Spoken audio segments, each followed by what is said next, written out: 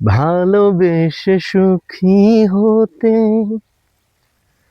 বলো কে না চাই। রাধা সুখী হয়েছিল কৃষ্ণামরাই।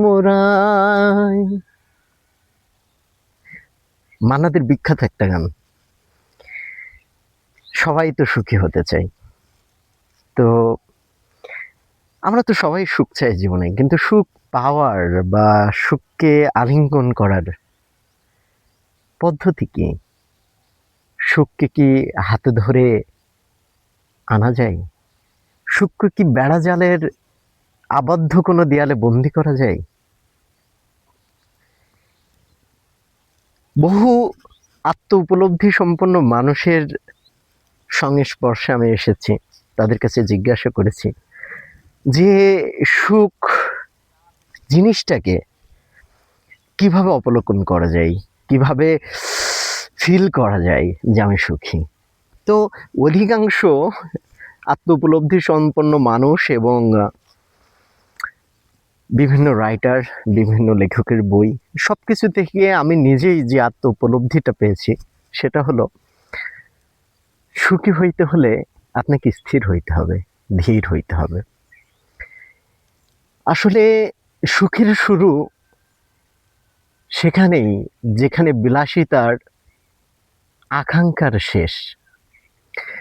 আপনি ভালো একটা চাকরি করবেন, ভালো একটা গাড়ি চলবেন, ভালো একটা বাড়ি বানাবেন, সমাজে আপনার স্ট্যাটাস হবে, আপনার হাতে আপনি পাওয়ার প্র্যাকটিস করতে পারবেন। যদি ভেবে থাকেন এগুলোই সুখ,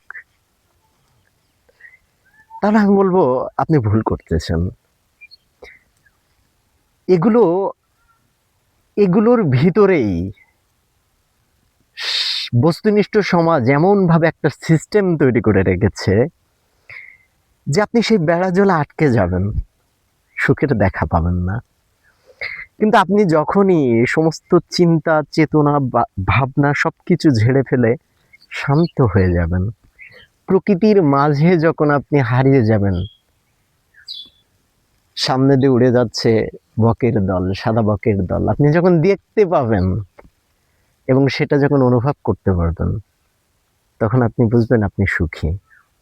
আপনার সামনে প্রত্যেক দিন সকালবেলা সূর্য ওঠে,